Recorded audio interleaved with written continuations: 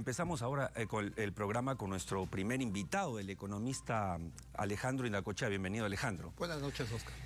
Esta vez hemos invitado a Alejandro Indacochea no solamente porque es un destacado economista, sino porque ha sido noticia esta semana y va a ser durante la semana el tema del peaje, ¿no? La confesión de parte de la exalcaldesa de Lima, hablando de que ha recibido efectivamente dinero de Odebrecht y otras empresas, ha puesto en entredicho la continuación de ese contrato. Entonces, y hablamos con Alejandro porque Alejandro además en su actividad profesional se dedica a vender y comprar empresas, a asesorar en estos campos. Entonces, sabe de lo que está hablando. ¿Se puede terminar unilateralmente el contrato con el peaje como grita la tribuna? No, unilateralmente sería un error hacerlo. Vale la pena comentarte lo siguiente. Cuando uno compra una empresa, no solamente compra activos, asume los pasivos. Me explico en términos más simples. Si compro tu empresa en $2 millones y de acá a un año viene la SUNAT y me indica que no se pagaron impuestos, el que habla como nuevo propietario tiene que responder por ellos. Eso se llaman contingencias. Y antes de comprar una empresa, se hace una evaluación, un due diligence que se llama, que es una verificación, una auditoría, para ver si hay contingencias legales, tributarias, si hay juicios laborales. Igualmente, un trabajador plantea una demanda a la empresa, viene un nuevo propietario y el nuevo propietario tiene que cumplirla. Claro. En este caso, a mí lo que me extraña es lo siguiente. Brookfield es una empresa con gran trayectoria que estuvo interesada en el gasoducto, vale la pena comentar. Así es muy grande. ¿Ya? Adquirió el 57%, Sigma Safi local el 18% y quedó Odebrecht con el 25%. ¿Esto pasó cuándo? Exactamente para que la gente se ubique. Esto sucedió en abril del 2016. 16, ok. Vale la pena comentarlo que en octubre del año anterior ya el Congreso nombró la primera comisión investigadora y estaba el informe Pari. Más aún, Marcelo Odebrecht ya estaba sentenciado por corrupción. Okay. Ya estaba sentenciado. O sea, que nadie puede decir que no se sabía, que no conocía, que nunca se enteró. Entonces, nadie que compre una empresa va a asumirla sin tener en cuenta estos pasivos legales. ¿Ya? Usualmente lo que se hace es de ese fondo, si compro tu empresa en 2 millones, retengo una cantidad, un aporte y el dinero en una cuenta garantía para esas eventualidades, para cubrirlas. Entonces, acá hay que ver de por medio qué acuerdo es el que se ha firmado para asumir esas contingencias. O sea, usted lo que está diciendo, Alejandro, es que en este caso es muy probable que, teniendo en cuenta la dimensión de las empresas, el negocio, se haya tomado la previsión en el contrato privado, que no es conocido, obviamente, que nadie conoce hoy, para que estuviese, digamos, un dinero cuidando esta contingencia y, por lo tanto, de alguna manera estarían protegidos los intereses de Lima. O si no hubiéramos comprado la Aerocontinente, o se compraran todas las empresas que están acusadas por narcotráfico, claro, las asumo y no hay ningún pasivo de por medio. Eso no es posible. Acá esto se hizo sabiendo, tiene que haber una contingencia, una eventualidad. Y por otro lado me ha sorprendido leer hoy día en el diario que juristas de reconocida trayectoria señalan que la corrupción no es causal de rescisión de un contrato porque no hay cláusula anticorrupción. Así es, así es. La cláusula anticorrupción es última, es una cláusula explícita, pero siempre en el derecho existe una presunción de buena fe. Claro. Si yo demuestro que en un contrato privado hay mala fe, hay corrupción, simplemente es causal de invalidez. Porque la cláusula de corrupción que está de moda es reciente, pero no es que antes se cometían todos los delitos legalmente. Todo, entonces, y no había nada. Claro, entonces, no había impunidad. Entonces, yo no entiendo cómo se puede aseverar que no hay forma, que si hay corrupción se tiene que mantener el contrato. Mi desconocimiento legal de repente me impide ver esa situación. Ahora, resumiendo entonces en este caso, y esta es la pregunta a un hombre que está todo el tiempo viendo justamente la compra y venta de empresas. Usted diría que por un lado no se puede anular unilateralmente, pero por otro lado usted cree que sí puede, no es que estamos desprotegidos, que el Estado o el municipio sí puede exigir una indemnización o algo así. Mediante la justicia hay que pedir ese contrato privado, porque yo no creo que evidentemente, habiendo ya el dueño de una empresa estar en la cárcel, se haga la compra por 3.300 millones de dólares que ellos desconozcan. No, pues eso es bastante ingenuo. Si así fuera la forma, se evadiría toda la justicia. Todas las empresas de narcotráfico, de delitos que se cometen en la sociedad, quedarían dejados de lado. Entonces yo creo que acá hay que tener mucho cuidado. No se trata de satisfacer a las tribunas ni hacerlo unilateralmente, pero sí hay vías legales y vías técnicas que hay que cubrir. Te doy un dato, una pequeña corrida en el flujo. A mí me da alrededor más o menos de 7.500, 8.000 millones de dólares. Si se remató en 3.300 era porque había una contingencia legal. Tiene que haber un acuerdo privado, una garantía que esté planteada en ese contrato. Y eso hay que verlo. Y lo que habría que aconsejar entonces a Jorge Muñoz, en vez de pensar en patear el tablero, es armarse de un buen staff de abogados y plantear una demanda. Y hacer un con buenas posibilidades, además. Con muy grandes posibilidades de hacerlo, hacer ello, ¿no? Hablando de esto, y es un punto seguido, ¿Odebrecht debería quedarse en el Perú o debería irse como grita parte de la clase política, parte de la prensa y parte del Parlamento? Mira, Oscar, acá hay un desconocimiento. ¿Tú te imaginas cuando Volkswagen estafó al mundo con los gases? Que el gobierno alemán hubiera cancelado Volkswagen, el efecto que hubiera tenido en toda la economía alemana. Nokia. Sí, Samsung, a propósito de... Sí, Samsung, un escándalo. igual. ¿Te imaginas lo que hubieran hecho en la economía coreana? Los bancos en Estados Unidos, como los bancos hubo mal manejo, con las hipotecas subprime, entonces habría que cerrar todos los bancos. Más aún, se reconoce que fue un error grave haber cerrado el Lehman Brothers, porque se cerró y tuvo impacto en toda la economía. Así es. Entonces, acá son dos cosas por separado. La empresa debe continuar en actividad. Los responsables son las personas, los directores y los gerentes. Entonces, acá hay dos pero los que gritan que se vaya, ¿no? Que salen con sus antorchas y que se vaya Odebrecht, ¿lo hacen por ignorancia o por demagogia? Mira, yo diría por desconocimiento.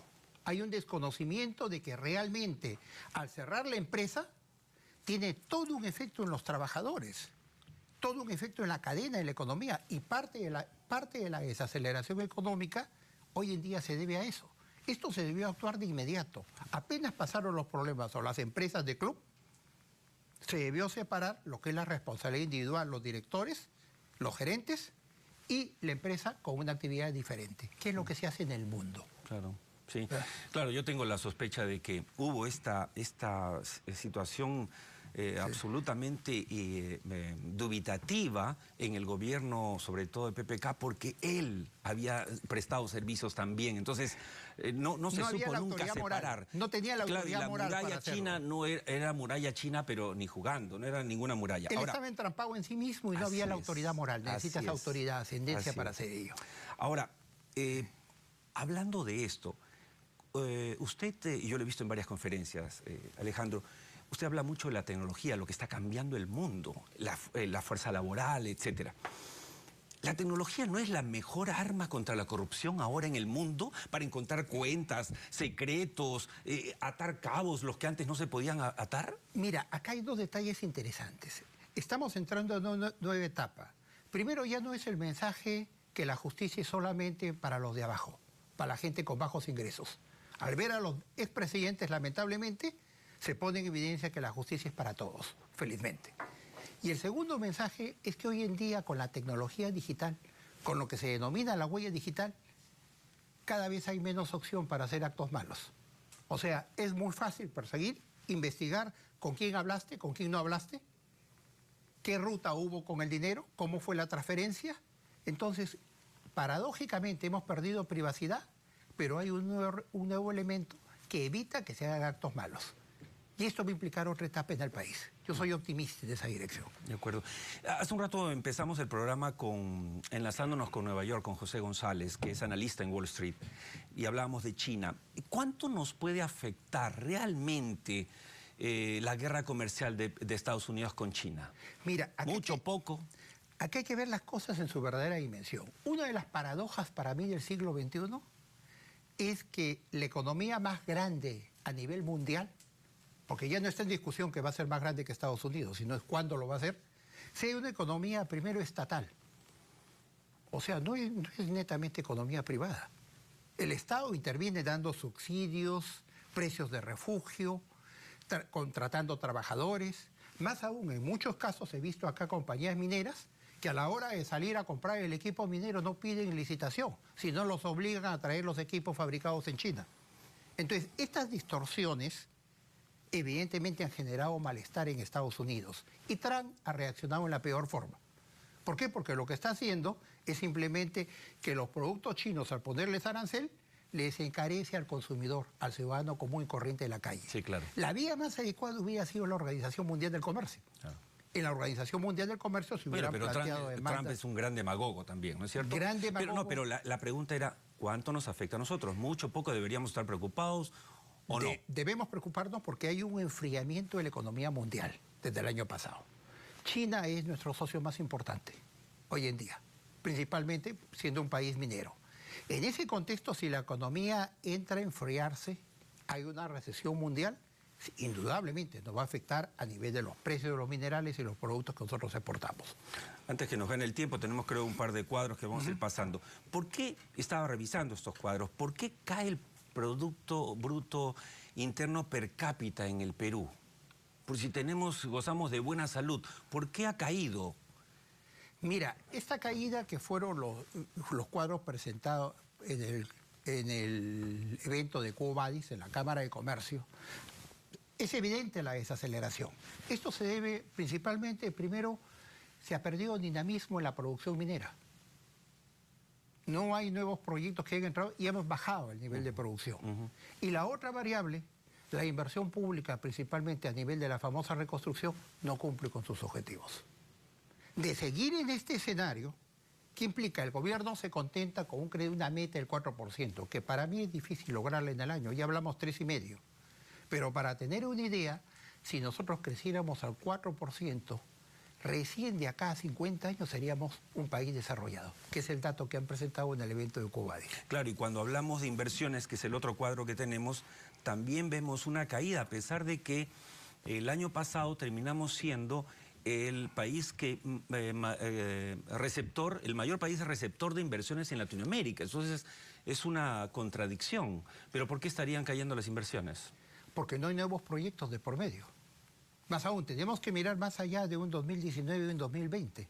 Ya no va a haber, ya llega el apagamiento de la actividad minera y los nuevos proyectos, Tía María, Granja en el norte, Conga, no hay la decisión política para relanzarlos.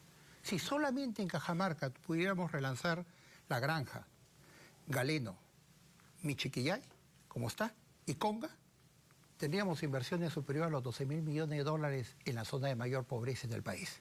Entonces, esa decisión política, ese manejo político, es el que está ausente. ¿La reconstrucción con cambios necesita cambios? Lo planteamos desde el inicio. Acá hay dos problemas. El primero es la atomización de esa reconstrucción. Los gobiernos locales y gobiernos regionales no están preparados, no están capacitados, lo hemos comentado. Entonces, ahí hay un problema de manejo técnico, competencias, unido al problema de corrupción. Mira, paradójicamente la región que más recursos ha recibido desde que empezó el canon ha sido Cusco. Y es la región que tiene más de 32 acusaciones con los gobiernos locales y regionales, donde hay más corrupción. Esto debió y debe ser, todavía estamos a tiempo de manejarlo bajo un esquema diferente, como fue el caso de los panamericanos. Esa decisión política es la que no veo en el gobierno. Lamentablemente vemos que hay una baja en las encuestas, pero una baja de las encuestas sin hacer cambios, sin hacer las reformas que el país hubiera querido, ¿no? ¿Reformas como cuáles, por ejemplo? La parte laboral, una inserción laboral de 16 millones... Ahora leía en la mañana en El Comercio que había, digamos, la masa laboral que más sufre. Esto es la masa laboral joven, en realidad, ¿no es cierto? 300.000 nuevos jóvenes que cada año se incorporan al mercado de trabajo y no les ofrecemos alternativa. El famoso empleo pulpín, que yo estaba de acuerdo, no se planteó ninguna alternativa. Sí, claro. De los 16 millones de la población económicamente activa, solo son 4 millones privilegiados, que tienen vacaciones de 30 días, AFP, UNP. Sí. Hay 12 millones que no tienen nada. Entonces hablemos de un programa de inserción laboral. ¿Cómo insertamos a ese gente? El Ministerio de Trabajo no es un ministerio de promoción del empleo, es un ministerio de fiscalización del empleo. Tenemos que relanzar la reconstrucción bajo el esquema que hemos comentado. Replantear la regionalización. La regionalización no está funcionando, Oscar. Fue algo apresurado, sin nueva estructura. La reforma política, la reforma judicial. Un programa agresivo de inversiones y el gobierno tiene que ser firme. Si es todo para todos, no es nada para nadie. Peter Drucker, el gran pensador, daba consejos a los presidentes. Un presidente no tiene amigos. Primer consejo para el presidente, que se olvide de su grupo de referencia. Segundo consejo, el presidente que realmente debe concentrarse en las cosas que son importantes, trascendentes, las que generen controversia. Ese es el rol del presidente, no es viajar 3, 4 veces a la semana a tener eso es para el presidente regional, y aún ahí.